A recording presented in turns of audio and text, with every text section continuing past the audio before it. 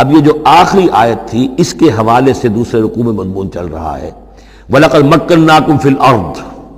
فرمایا وَلَقَدْ خَلَقْنَاكُمْ ثُمَّ صَوَّرْنَاكُمْ ثُمَّ قُلْنَا لِلْمَلَائِكَةِ اسْجُدُوا لِآدَمَ فَسَجَدُوا إِلَّا إِبْلِيسَ.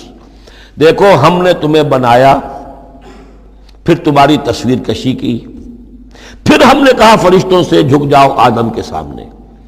اب یہ آیت پھر ان لوگوں کو سپورٹ دیتی ہے جو قرآن مجید میں جو ایوولوشن کریشن جو ہے انسان کی، اس کے بارے میں یہ سمجھتے ہیں کہ قرآن مجید سے نظریہ ارتقاء کو تقویت حاصل ہوتی ہے. میں آپ کو بتا چکا ہوں اب تک جو چیزیں آئی ہیں کہ ایک جگہ پر آدم کی مثال دی گئی، مٹی سے بنایا، اس میں کہا کن فیکون، وہ اسپیشل کریشن کی تائید والی آیت ہے. لیکن یہ کہ کسی مقام پر آپ کو وہ ایوولوشن والی بات جو ہے وہ سامنے آتی ہے. اب یہاں جو بات آ رہی ہے وہ اس اعتبار سے بہت اہم ہے کہ پہلے جمع کا صیغہ ہے، لقد خلقناکم، ہم نے تمہیں پیدا کیا. معلوم ہوتا ہے کوئی سپیشیز پہلے پیدا کی گئی، نسل پیدا کی گئی. ثم صورناکم، پھر تمہاری تصویر کشی کی ہے، فنیشنگ ٹچز دیے ہیں، تمہیں بنایا ہے، تمہارے نقش و نگار سنوارے ہیں. ثم قلنا للملائکۃ اسجدوا لآدم، پھر ہم نے حکم دیا فرشتوں کو کہ جھک جاؤ آدم کے سامنے. آدم تو ایک ہے لیکن یہاں صیغے آ رہے ہیں جمع کے، اور اسی کی تائید ہو گئی تھی ان اللہ اصطفیٰ آدم و نوحا وآل ابراہیم علی العالمین. آدم کو بھی چنا تھا. تو معلوم ہوتا ہے کہ ایک امکان ہے. باقی یہ چیزیں جیسے کہ میں نے عرض کیا تھا یہ تھیوریز ہیں، لیکن ان میں جہاں کہیں جس چیز کے لیے کوئی آتا ہے اشارہ اس کو ہمیں جان لینا چاہیے. باقی we have to keep it open. ابھی دیکھیں گے اللہ تعالیٰ، ہو سکتا ہے جب حقائق اور مزید واضح ہو جائیں تو قرآن مجید مزید مبرر ہو کر سامنے آ جائے گا. لیکن جس حد تک وہ اشارات اب بھی ہمیں مل رہے ہیں انہیں بھی سمجھ لینا چاہیے، نوٹ کر لینا چاہیے. وَلَقَدْ خَلَقْنَاكُمْ ثُمَّ صَوَّرْنَاكُمْ ثُمَّ قُلْنَا لِلْمَلَائِكَةِ اسْجُدُوا لِآدَمَ فَسَجَدُوا إِلَّا إِبْلِيسَ. اب یہ مضمون ہم پڑھ چکے ہیں. سجدہ کیا سب نے سوائے ابلیس کے. لَمْ يَكُن مِّنَ السَّاجِدِينَ، نہ ہوا وہ سجدہ کرنے والوں میں. قَالَ مَا مَنَعَكَ أَلَّا تَسْجُدَ إِذْ أَمَرْتُكَ، اللہ تعالیٰ نے فرمایا کس چیز نے تمہیں روکا ہے جبکہ میں نے تمہیں حکم دیا، تم نے سجدہ کیوں نہیں کیا؟ قَالَ أَنَا خَيْرٌ مِّنْهُ، یہ اس کی اپنی استکبار کی بنیاد پر تھا. وہاں استکبرا، ابا واستکبرا، صرف یہاں اس کا قول نقل کر دیا انا خیر منہ، میں اس سے بہتر ہوں. خلقتنی من نار وخلقتہ من طین، مجھے تو نے بنایا ہے آگ سے اور اس کو بنایا ہے مٹی سے. قال فاہبط منہا، فاہبط منہا، اللہ نے فرمایا تو اتر جاؤ اس سے. فما یکون لک ان تتکبر فیہا، اب تو تمہارے لیے کوئی موقع نہیں ہے کہ اس جنت کے اندر اکڑو اور اینڈو. فخرج انک من الصاغرین، اب تم ذلیل اور خوار ہو کر یہاں سے نکل جاؤ. قال انظرنی الی یوم یبعثون، اس نے کہا ذرا مجھے مہلت دے پروردگار اس دن تک کے لیے جس دن کہ ان کو دوبارہ تو زندہ کرے گا، قیامت تک کے لیے مجھے مہلت دے دے. قال انک من المنظرین، فرمایا ٹھیک ہے جاؤ تمہیں مہلت دی گئی. قال فبما اغویتنی، اب اس نے کہا کہ پروردگار جو تو نے مجھے گمراہ کیا اس آدم کے طفیل، اس کی وجہ سے میں رادہ درگاہ ہو گیا. لاقعدن لہم صراطک المستقیم، اب میں لازماً بیٹھوں گا ان کے لیے تیرے سیدھی راہ پر. تیری سیدھی راہ توحید کی ہے، اس پر گھات لگا کر بیٹھوں گا اور انہیں شرک کی پگڈنڈیوں کی طرف موڑتا رہوں گا. لاقعدن لہم صراطک المستقیم، میں لازماً ڈیرے لگا کر اور مورچہ جما کر بیٹھوں گا تیرے سیدھے راستے پر، توحید کے راستے پر، انہیں شرک کی پگڈنڈیوں کی طرف موڑنے کے لیے. ثم لآتینہم من بین ایدیہم، میں ان پر حملہ کروں گا ان کے سامنے سے بھی، ومن خلفہم ان کے پیچھے سے بھی، وعن ایمانہم ان کے دانی جانب سے بھی، وعن شمائلہم اور ان کے بائیں جانب سے بھی. ولا تجد اکثرہم شاکرین، اور اے پروردگار تو نہیں پائے گا ان کی اکثریت کو شکر کرنے والا. قال اخرج منہا مذموما مدحورا، اللہ نے فرمایا نکل جاؤ یہاں سے برے حال میں، خسیس حال میں اور مردود ہو کر، دھتکارے جا کر. لمن تبعک منہم، جو کوئی بھی ان میں سے تیری پیروی کرے گا، لاملأن جہنم منکم اجمعین، تو میں تم سب سے جہنم کو پر کر کے رہوں گا. وَيَا آدَمُ اسْكُنْ أَنْتَ وَزَوْجُكَ الْجَنَّةَ، اور اے آدم اب رہو جنت میں تم اور تمہاری بیوی. فَكُلَا مِنْ حَيْثُ شِئْتُمَا وَلَا تَقْرَبَا هَٰذِهِ الشَّجَرَةَ فَتَكُونَا مِنَ الظَّالِمِينَ، تو کھاؤ اس میں سے جہاں سے چاہو، ہاں اس درخت کے قریب مت جانا، تم ظالموں میں سے ہو جاؤ گے. بارک اللہ لی ولکم فی القرآن العظیم ونفعنی وإیاکم بالآیات والذکر الحکیم. الحمد للہ وکفی والصلاة والسلام علی عبادہ الذین اصطفی. خصوصاً علی افضلہم وخاتم النبیین محمد الامین وعلی آلہ وصحبہ اجمعین اما بعد فقد قال اللہ تبارک وتعالی کما ورد فی سورۃ الاعراف اعوذ باللہ من الشیطان الرجیم بسم اللہ الرحمن الرحیم فوسوس لهما الشیطان لیبدی لهما ما وري عنهما من سوآتهما وقال ما نهاكما ربكما عن هذه الشجرة إلا أن تكونا ملكين أو تكونا من الخالدين وقاسمهما إني لكما لمن الناصحين فدلاهما بغرور فلما ذاقا الشجرة بدت لهما سوآتهما وطفقا يخصفان عليهما من ورق الجنة وناداهما ربهما ألم أنهكما عن تلكما الشجرة وأقل لكما إن الشيطان لكما عدو مبين قالا ربنا ظلمنا أنفسنا وإن لم تغفر لنا وترحمنا لنكونن من الخاسرين صدق الله العظيم رب اشرح لي صدري ويسر لي أمري واحلل عقدة من لساني يفقهوا قولي اللهم ربنا الہمنا رشدنا واعذنا من شرور انفسنا اللهم ارنا الحق حقا وارزقنا اتباعه وارنا الباطل باطلا وارزقنا اجتنابه آمین یا رب العالمین۔ سورہ اعراف کے دوسرے رکوع میں قصہ آدم و ابلیس قرآن حکیم میں دوسری مرتبہ بیان ہو رہا ہے۔ اس سے پہلے یہ سورہ بقرہ میں اس کے چوتھے رکوع میں آ چکا ہے۔ البتہ آپ دیکھیں گے کہ اگرچہ یہ قصہ جو ہے قرآن مجید میں 7 مرتبہ آیا ہے، 6 مرتبہ مکی صورتوں میں اور 1 مرتبہ مدنی صورت میں، لیکن یہ کہ ہر جگہ کوئی نہ کوئی بات نئی ہے، اس لیے کہ جس دور سے بھی یہ تحریک جو ہے حضور کی دعوت کی گزر رہی تھی، اس دور کے حوالے سے کچھ چیزیں جو ہیں وہ ہر جگہ پر آپ کو مزید نمایاں ملیں گی۔ اب مثلاً اس رکوع کے شروع میں ہمیں وہ عظیم آیت ملی ہے کہ جس میں جمع کا صیغہ اختیار کیا گیا ہے، وَلَقَدْ خَلَقْنَاكُمْ ثُمَّ صَوَّرْنَاكُمْ ثُمَّ قُلْنَا لِلْمَلَائِكَةِ اسْجُدُوا لِآدَمَ فَسَجَدُوا إِلَّا إِبْلِيسَ، اس کے بارے میں پچھلی مرتبہ میں عرض کر چکا ہوں۔ اب دوسری بات جو آ رہی ہے وہ یہ ہے کہ جو شیطان نے ورغلایا حضرت آدم کو اور حضرت حوا کو سلام علیہما، کہ جس درخت کا پھل کھانے سے اللہ تعالیٰ نے انہیں روک دیا تھا، کسی طریقے سے ورغلا کر انہیں اس درخت کا پھل کھانے پر آمادہ کر لیا۔ اس کے لیے لفظ آیا فوسوس لہما۔ یہ وسوسہ اصل میں ہم یہ سمجھتے ہیں کہ شاید یہ چیزیں اس طور سے ہو رہی تھی جیسے کہ ہم ایک دوسرے کے سامنے کھڑے باتیں کر رہے ہیں، ایک دوسرے کو پہچان رہے ہیں، لیکن حضرت آدم اور حوا کے بھی دلوں میں وسوسہ اندازی کی ہے شیطان نے، جیسے کہ شیطان وسوسہ اندازی کرتا ہے ہمارے دلوں میں۔ یہ مکالمے اس طرح کے نہیں ہے کہ وہ ایک ہی محفل میں کھڑے ہوئے، عام طور پر سورہ بقرہ کے چوتھے رکوع میں بھی اور دوسرے مقامات پر بھی ہمارا تصور کچھ اور رہتا ہے، لیکن یہاں وہ پردے حائل ہیں۔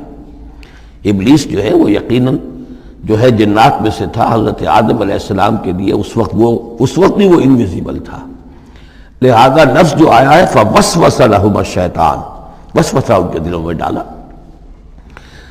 لیبدی لہما ما وري عنہما من سوآتہما۔ اب یہاں خاص طور پر ایک بات آ رہی ہے، اس کو ہم متشابہات ہی میں شمار کریں گے۔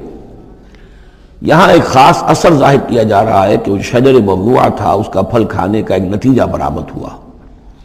اور وہ یہ ہوا کہ حضرت آدم اور حوا پر ان کی شرمگاہیں جو ہیں وہ نمایاں ہو گئیں۔ یا تو ایسا ہے کہ پہلے انہیں شعور نہیں تھا، اب شعور پیدا ہو گیا، یا یہ کہ انہیں کوئی خاص لباس جنت کا حلہ اللہ تعالیٰ نے عطا کیا ہوا تھا، وہ لباس اتر گیا اس درخت کا پھل کھانے کے نتیجے میں۔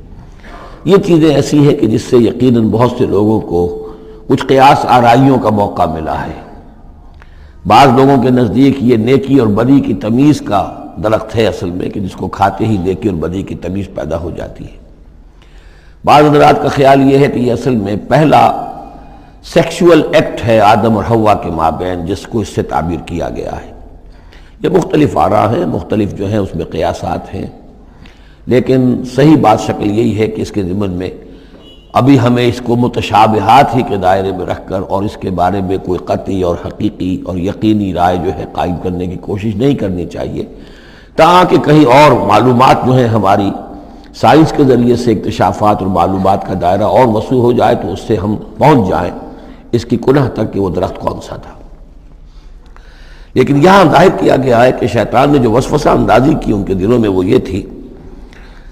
فوسوس لهما الشیطان لیبدی لهما ما بوری عنہما من سوآتہما وقال ما نہاکما ربکما عن هذه الشجرہ،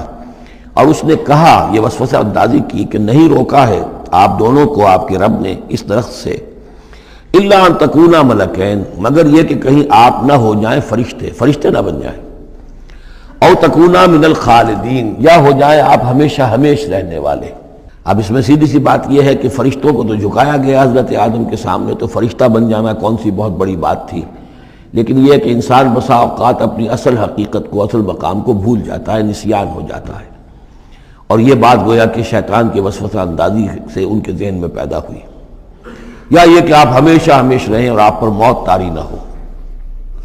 وَقَاسَمَهُمَا إِنِّي لَكُمَا لَمِنَ النَّاصِحِينَ، اور انہوں نے قسمیں کھا کھا کر اس نے یقین دلایا میں آپ کے لیے بہت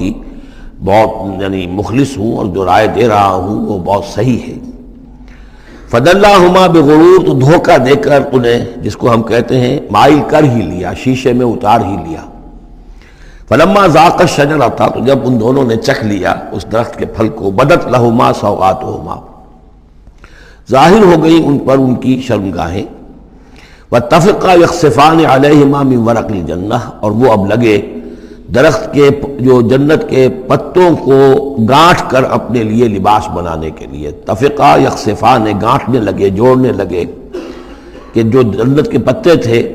ان کو سی کر آپس میں اپنی سطر جو ہے وہ سطر پوشی کریں اور اپنی شرمگاہوں کو ڈھانپیں۔ وَنَادَاهُمَا رَبُّهُمَا، اور اب پکارا انہیں ان کے پروردگار نے، أَلَمْ أَنْهَكُمَا، کیا میں نے منع نہیں کیا تھا تمہیں، أَن تِلْكُمَا الشَّجَرَةَ، اس درخت سے، وَأَقُلْ لَكُمَا، اور میں نے کیا کہا نہیں تھا تم سے، إِنَّ الشَّيْطَانَ لَكُمَا عَدُوٌّ مُّبِينٌ، کہ شیطان تم دونوں کے لیے بڑا کھلا دشمن ہے۔ قَالَا رَبَّنَا ظَلَمْنَا أَنفُسَنَا، تو ان دونوں نے کہا کہ اے رب ہمارے، ہم نے اپنے اوپر ظلم کیا، زیادتی کی، ہم اپنی غلطی کا اعتراف کرتے ہیں۔ وَإِن لَّمْ تَغْفِرْ لَنَا وَتَرْحَمْنَا لَنَكُونَنَّ مِنَ الْخَاسِرِينَ، اور اگر تو نے ہمیں معاف نہ فرما دیا اور ہم پر رحم نہ فرمایا تو ہم تو تباہ ہونے والوں میں ہو جائیں گے۔ یہاں ایک بات اور نوٹ کر لیجئے، ایک تو یہ کہ یہاں کہیں بھی ایسا اشارہ نہیں ہے کہ ابلیس نے یہ وسوسہ ابتداءً حضرت حوا کے دل میں کیا۔ عام طور پر ہمارے ہاں جو کہانیاں مشہور ہیں وہ یہ ہے کہ حوا جو ہے ذریعہ بنی ہے حضرت آدم کو بھی گمراہ کرنے کا، وہ اشارہ نہ سورہ بقرہ میں اس کا ہے نہ یہاں ہے، بلکہ جمع کوئی جو تثنیہ کا صیغہ ہے مسلسل چل رہا ہے، ان دونوں کے لیے معاملہ ہے، بیک وقت ہے۔ تو یہ اصل میں جو عیسائی دنیا میں تصور پیدا ہوا ہے کہ عورت فی نفس ہی برائی کی مظہر ہے، ایو سے ایول، ایو حوا اور ایول بری شے، یعنی عورت فی نفس ہی برائی کی جڑ ہے۔ چونکہ ان کے ہاں رہبانیت پیدا ہوئی، شادی نہ کرنا جو ہے وہ گویا کہ اعلیٰ روحانی زندگی کے لیے شرط قرار پایا، عورت سے قرب اور تعلق جو ہے وہ بڑی گھٹیا بات، دنیا داری کی زندگی، حیوانی زندگی قرار پائی۔ تو یہ تصورات قرآن میں کہیں نہیں ہیں، یہ تو جیسے کہ آدم کا معاملہ تھا ویسے حوا کا معاملہ تھا، اور شیطان نے دونوں کو ورغلایا ہے اور دونوں نے اللہ سے معافی مانگی ہے۔ دوسرے یہ کہ یہاں نوٹ کر لیجئے کہ یہاں یہ بتا دیا گیا کہ وہ الفاظ کیا تھے۔ وہاں سورہ بقرہ میں ہم پڑھا آئے فَتَلَقَّى آدَمُ مِن رَبِّهِ كَلِمَاتٍ فَتَابَ عَلَيْهِ، حضرت آدم کے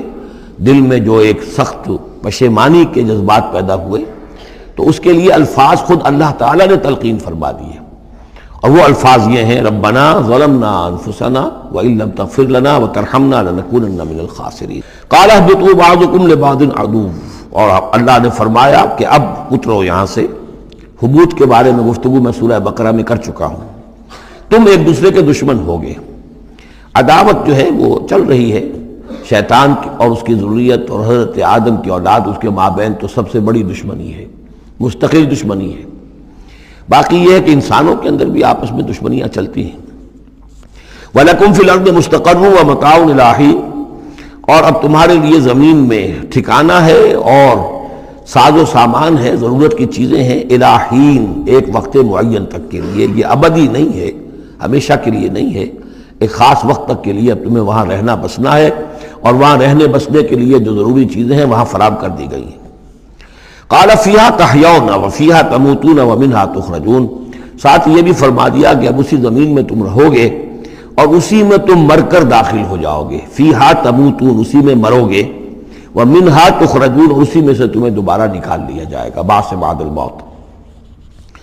یا بنی آدم قد انزلنا علیکم لباسا یواری سوآتکم وریشا، اب یہاں ایک جو یعنی ایک راہبانہ تصور ہی، الٹا قسم کا راہبانہ تصور جو ہے، یوں سمجھیے کہ پیدا ہو گیا تھا عرب کے لوگوں میں بھی۔ وہ سمجھتے تھے جیسے آج بھی دنیا میں نیوڈسٹ سوسائٹیز جو ہیں وہ کہتے ہیں لباس ایک تکلف ہے، خواہ ہے، جب انسان کو اللہ نے پیدا کیا تو کوئی لباس نہیں ہوتا، پھر حیوانات کا کوئی لباس نہیں ہے، یہ خواہ ایک تکلف ہے انسان نے جو اپنے لیے اختیار کر لیا ہے۔ عرب میں یہ رواج پڑ گیا تھا کہ مادر زاد برہنہ ہو کر مرد اور عورتیں طواف کرتے تھے خانہ کعبہ کا، اور یہ گویا کہ بڑا اونچا کام تھا، گویا کہ ہر تکلف سے، یعنی بہرحال اب بھی ہم طواف کرتے ہیں تو صرف 2 چادریں ہوتی ہیں، انہوں نے کہا کہ وہ چادروں کا تکلف بھی کیا کرنا ہے، بس جیسا بھی اللہ نے پیدا کیا ہے مادر ذات برہنہ مرد اور عورتیں جو ہیں وہ طواف کرتے تھے، اور اس کو بڑا نیکی کا کام سمجھتے تھے، بہت یوں سمجھیے کہ اپنی یعنی سیلف انہیلیشن یا اپنی نفی ذات جو ہے اس کا بہت بڑا مظہرہ تھا۔ اب اس کی یہاں تردید ہو رہی ہے، یا بنی آدم، آدم کی اولاد، قد انزلنا علیکم لباسا، ہم نے تم پر لباس اتارا ہے، یواری سوآتکم جو تمہارے شرمگاہوں کو ڈھانپتا ہے، وریشہ اور تمہارے لیے آرائش کا سبب بنتا ہے، زیبائش اور آرائش کا، لباس التقوی ذالک خیر، اور اس سے اوپر پھر ایک اور لباس ہے، اور وہ لباس ہے تقوی کا لباس، ظاہر ہے کہ وہ سب سے بہتر ہے۔ اگر تقوی کا لباس نہیں ہے تو بسا اوقات اور انسان لباس پہن کے بھی ننگا ہوتا ہے، اتنا تنگ لباس کہ اس میں جسم کے سارے نشیب و فراز ظاہر ہو رہے ہوں، یا اتنا باریک لباس عورتوں کا کہ جس میں وہ جسم اندر سے جھلک رہا ہو، تو وہ لباس پہنے ہوئے بھی، جیسے کہ حضور نے فرمایا اللہ تعالیٰ لعنت فرمائے ان عورتوں پر جو لباس پہن کر بھی ننگی رہتی ہیں۔ تو لباس التقوی ذالک خیر، ایک اور اضافی جو ہے وہ تقوی کا ہے، شرم ہو، حیا ہو، تقوی ہو۔ ذالک من آیات اللہ لعلہم یذکرون، یہ اللہ تعالیٰ کی آیات میں سے ہے تاکہ یہ لوگ نصیحت اخذ کریں۔ یا بنی آدم لا یفتننکم الشیطان، اے بنی آدم دیکھو تمہیں شیطان اب نہ بچلانے پائے، نہ دھوکہ دینے پائے، نہ فتنے میں ڈالنے پائے، کما اخرج ابویکم من الجنہ، جیسے کہ تمہارے دونوں ماں باپ جد امجد اور اماں حوا کو اس نے نکلوا دیا تھا، کما اخرج ابویکم من الجنۃ، جنت سے، ینزع عنہما لباسہما، اور وہ ان سے اتروا لیا تھا اس نے ان کا لباس جنت کا، لیریہما سوآتہما، تاکہ دکھائے انہیں، ان پر عیاں کر دے ان کی شرمگاہیں، انہ یراکم ہوا وقبیلہ من حیث لا ترونہم، ایک بات جان لو کہ وہ یعنی ابلیس خود، چونکہ اسے بھی چھوٹ ملی ہوئی ہے قیامت تک کے لیے، وہ مسلسل زندہ ہے، اور قبیلہ اور اس کی قوم، اس کی ذریت اور اس کے جو ایجنٹ ہیں جنات میں سے، کیونکہ وہ انویزیبل ہیں تو وہ تمہیں دیکھتے ہیں، تاکتے ہیں تمہیں، تم پر داؤ لگاتے ہیں، یراکم ہوا وقبیلہ من حیث لا ترونہم، جہاں سے تم انہیں نہیں دیکھ سکتے۔ انا جعلنا الشیاطین اولیاء للذین لا یؤمنون، ہم نے تو شیاطین کو ان لوگوں کا دوست بنا دیا جو ایمان نہیں لاتے، جو ایمان نہیں رکھتے، ایمان نہیں لاتے، تو شیطان جو ہے جیسے گندگی جو ہے اس کے اوپر مکھی آئے گی، ایسے ہی جہاں اللہ کا ذکر نہیں ہے، اللہ کا ایمان نہیں ہے، خانہ خالی را دیو می گیرت، تو وہاں یہ شیاطین جن جو ہیں آ کر اڈا جمائیں گے۔ وَإِذَا فَعَلُوا فَاحِشَةً، اور جب یہ ایک بے حیائی کا کام کرتے ہیں، یعنی ننگے عریاں طواف، قالوا وجدنا علیہ آباءنا، کہتے ہیں ہم نے پایا اپنے آباء و اجداد کو یہی کچھ کرتے ہوئے، واللہ امرنا بہا، اور جب ہمارے آباء و اجداد یہ کرتے تھے تو یقیناً اللہ ہی نے اب اس کا حکم دیا ہوگا۔ یہ گویا کہ ان کے نزدیک سرکمسٹانشل ایویڈنس تھا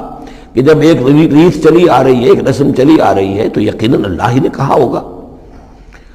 قل ان اللہ لا یامر بالفحشاء، نبی ان سے کہہ دیجیے اللہ تعالیٰ بے حیائی کا حکم نہیں دیتا۔ اتقولون علی اللہ ما لا تعلمون، تو کیا تم اللہ کی طرف منسوب کر رہے ہو، یعنی جھوٹ جڑ کر اور جھوٹ گھڑ کر اس کو جڑ رہے ہو اللہ کی جناب میں، جو جس کا کہ تمہیں کوئی علم حاصل نہیں ہے۔ قل امر ربی بالقسط، کہہ دیجئے اے نبی کہ میرے رب نے تو حکم دیا ہے انصاف کا، عدل کا، توازن کا۔ وَأَقِيمُوا وُجُوهَكُمْ عِنْدَ كُلِّ مَسْجِدٍ، اور اپنے رخ سیدھے کر لیا کرو ہر نماز کے وقت۔ مسجد جو ہے یہ اس میں ظرف ہے، اور ظرف زمان بھی، ظرف مکان بھی۔ مسجد سجدے کی جگہ بھی مسجد ہے،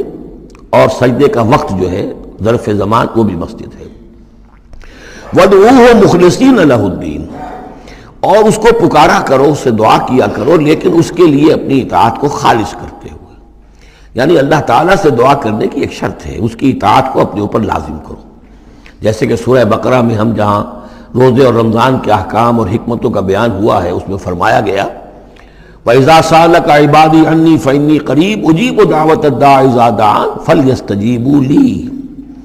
میں تو ہر ایک پکارنے والے کی پکار سنتا ہوں، اس کی دعا کو قبول کرتا ہوں، لیکن اسے بھی چاہیے کہ میرا کہنا مانے، اور یہ کہنا ماننا جو جزوی نہیں ہوگا۔ ادخلوا فی السلم کافہ، داخل ہونا ہے تو پورے پورے ہونا ہے۔ تو فرمایا کہ مخلصین لہ الدین، اپنی اطاعت کو اس کے لیے خالص کرتے ہوئے، یعنی اس کی اطاعت کے دائرے کے اندر تو اور اطاعتیں ہو سکتی ہیں۔ والدین کا حکم آپ مان لیجئے جس میں کہ اللہ کی معصیت نہ ہو، اساتذہ کا حکم، حکام کا حکم جس میں اللہ تعالیٰ کے کسی حکم کی نفی نہ ہو رہی ہو، وہ ساری اطاعتیں اپنی جگہ پر ہوں گی، لیکن لا طاعۃ لمخلوق فی معصیت الخالق، مخلوق میں سے کسی کی اطاعت نہیں کی جائے گی جس میں خالق کی معصیت لازم آ رہی ہو۔ وَادْعُوهُ مُخْلِصِينَ لَهُ الدِّينَ كَمَا بَدَأَكُمْ تَعُودُونَ، جیسے اس نے تمہیں پہلے پیدا کیا تھا اسی طرح تمہارا اعادہ ہو جائے گا، تم دوبارہ بھی پیدا ہو جاؤ گے۔ فَرِيقًا هَدَىٰ، ایک گروہ وہ ہے کہ جس کو اللہ نے ہدایت دے دی ہے، وَفَرِيقًا حَقَّ عَلَيْهِمُ الضَّلَالَةُ، اور ایک گروہ وہ ہے کہ جس کے اوپر گمراہی مسلط ہو چکی ہے، جس کے حق میں گمراہی ثابت ہو چکی ہے، یعنی ان کی روش کی وجہ سے، ان کی ضد، ان کی ہٹ دھرمی، ان کے تعصب، ان کے حسد، ان کے تکبر کی وجہ سے اب وہ مستحق ہو چکے ہیں۔ حق علیہم الضلالہ انہم اتخذوا الشیاطین اولیاء، اور یہ اس لیے کہ انہوں نے شیطانوں کو اپنا رفیق اور ساتھی بنایا من دون اللہ، اللہ کو چھوڑ کر، وَيَحْسَبُونَ أَنَّهُمْ مُهْتَدُونَ، اور سمجھتے یہ ہیں کہ ہم بہت ہدایت پر ہیں، سیدھے راہ پر ہیں۔ یا بنی آدم خذوا زینتکم عند کل مسجد، دوبارہ پھر اے آدم کی اولاد اپنی زینت لے لیا کرو۔ خذوا زینتکم یعنی لباس جو ہے جس کو کہا گیا عیشا تمہارے لیے آرائش ہے، یہ تمہاری لیے زینت ہے، اللہ نے اتارا ہے اپنی آرائش کا سامان، اور یہ کہ نماز کے لیے جب انسان آئے تو اچھا لباس پہن کر آئے۔ ہمارے ہاں عام طور پر الٹی روش چلتی ہے، دفتر جا رہے ہیں تو بہت اچھا لباس ہے، مسجد جا رہے ہیں تو وہ چاہے میلے کپڑے پہن کے چلے گئے، لیکن یہاں اللہ تعالیٰ فرما رہا ہے یہ نہیں، میرے پاس آتے ہو، میرے دربار میں آتے ہو تو اچھا لباس پہن کر آؤ۔ یا بنی آدم خذوا زینتکم عند کل مسجد وکلوا واشربوا ولا تسرفوا، اور کھاؤ پیو اور اسراف نہ کرو۔ جو کچھ چیزیں ہم نے بنائی ہیں وہ بہرحال اس لیے بنائی ہیں کہ بنی آدم جو ہے ان کی خوراک کے کام آئیں، جو اچھی چیزیں ہیں۔ انہ لا یحب المسرفین، ہاں وہ اسراف کرنے والوں کو پسند نہیں کرتا، ضائع کرنا، ضرورت سے زیادہ خرچ کرنا، یہ چیزیں جو ہیں یہ اللہ تعالیٰ کو پسند نہیں ہیں۔ اب یہاں پھر اسی رہبانیت کی نفی ہو رہی ہے کہ جس میں سمجھا یہ جاتا ہے کہ اچھا کھانا پینا ہی برا ہے، کاہے کو پہنا جائے، بہت موٹا جھوٹا ہی کھانا چاہیے۔ اچھے کھانے پینے کا مطلب تو یہ کہ نفس پرستی ہو رہی ہے۔ اچھا پہننا جو ہے کیا ضروری ہے، موٹا جھوٹا پہن کے گزارا ہو جائے گا۔ اس معاملے میں سمجھ لیجئے کہ دو حالات میں صورت مختلف ہو جاتی ہے۔ اگر تو دین اللہ کا مغلوب ہے تو پہلا فرض آپ کا یہ ہے کہ اللہ کے دین کے غلبے کی جد و جہد کریں، بیشتر وقت بیشتر صلاحیتیں اس میں لگائیں۔ ظاہر بات ہے اچھا کھا ہی نہیں سکتے، اچھا پہن ہی نہیں سکتے، یہ اس کا منطقی نتیجہ ہو جائے گا۔ یہ اس لیے نہیں کہ رہبانیت کی وجہ سے نہیں کر رہے، اس وجہ سے کہ ممکن ہی نہیں۔ آپ اپنے اسی وقت کو لگائیں گے زیادہ کمائی کے لیے، محنت کریں گے دنیا کے لیے، زیادہ کمائیں گے تو اچھا کھائیں گے، اچھا پہنیں گے۔ آپ نے تو اپنا وقت جو ہے وہ لگا دیا ہے اللہ کے دین کے لیے، اگر لگائیں گے نہیں تو دین غالب کیسے ہو جائے گا؟ خود بخود تو نہیں ہوگا، آسمان سے تو نہیں ٹپک پڑے گا دین، اللہ فرشتے تو نہیں بھیجے گا دین غالب کرنے کے لیے، غالب تو آپ کو کرنا ہے۔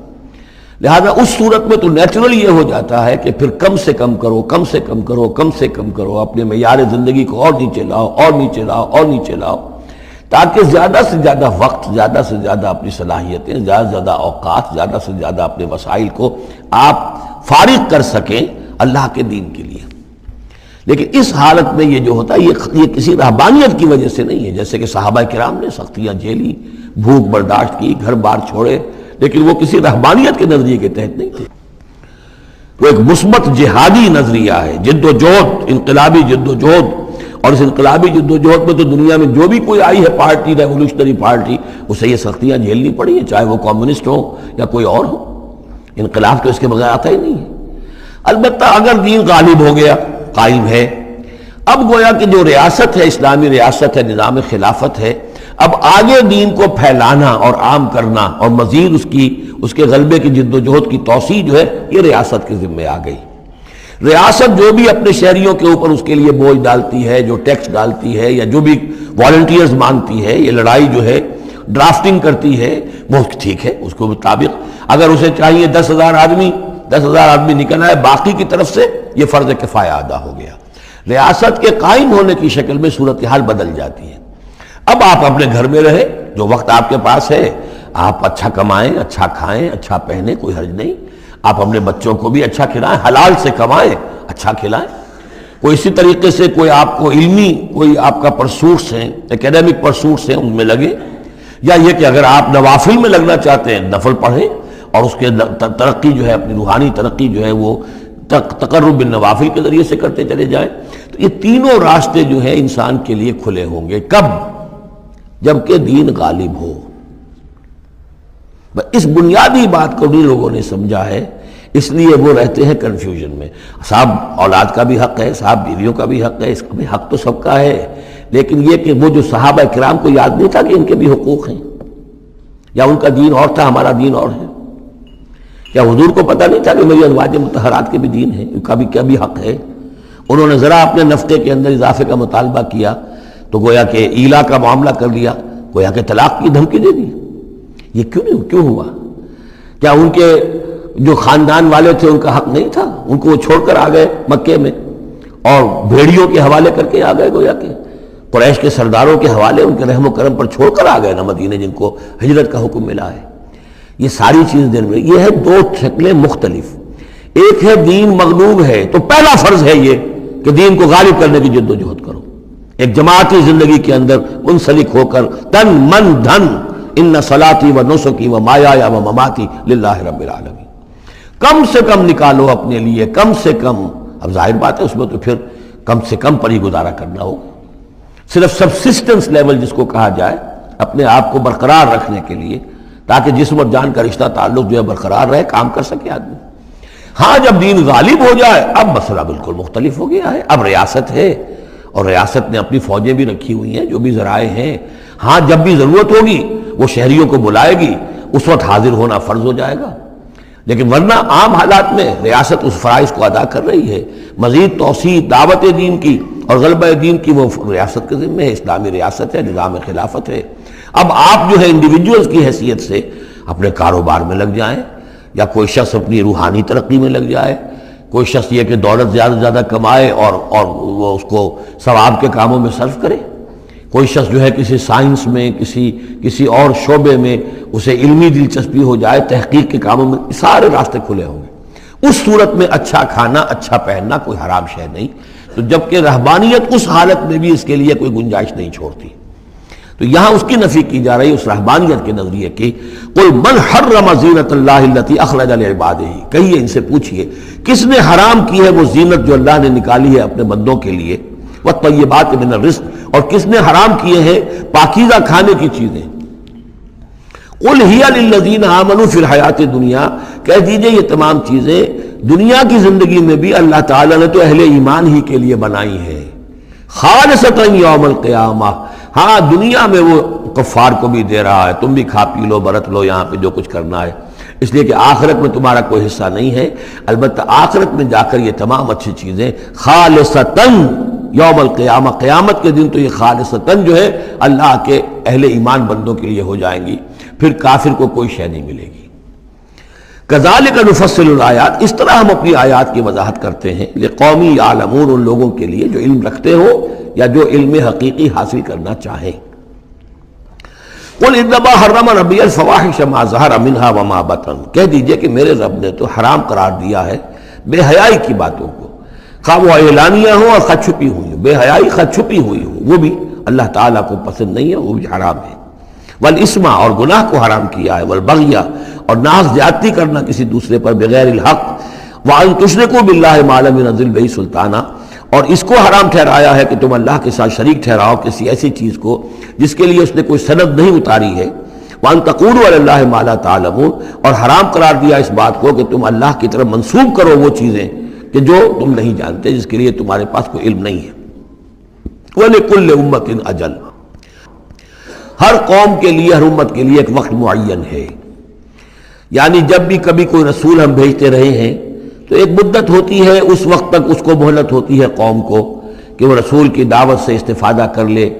اور اپنے دلوں کو، اپنے باطن کو منور کر لے، صحیح راستے پر آ جائے۔ اس سے پہلے عذاب نہیں آئے گا، خواہ یہ کہ اہل ایمان تو چاہیں گے کہ جھٹپٹ عذاب آئے، اس لیے بہرحال مسلمان اہل ایمان وہ بھی انسان ہوتے تھے، چکی کے دو پاٹوں کے درمیان پس رہے تھے تو کبھی کبھی خیال آ جاتا تھا کہ اب اللہ تعالیٰ کیوں انہیں اتنی ڈھیل دے رہا ہے،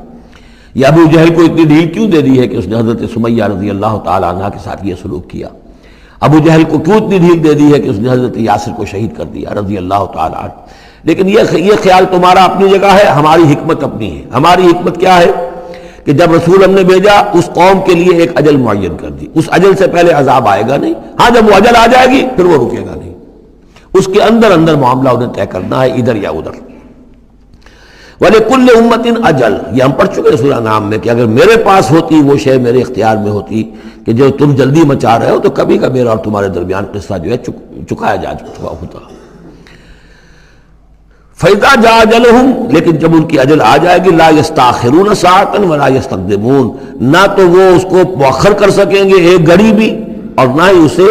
اس سے کھسک سکیں گے، سرک سکیں گے آگے کی طرف۔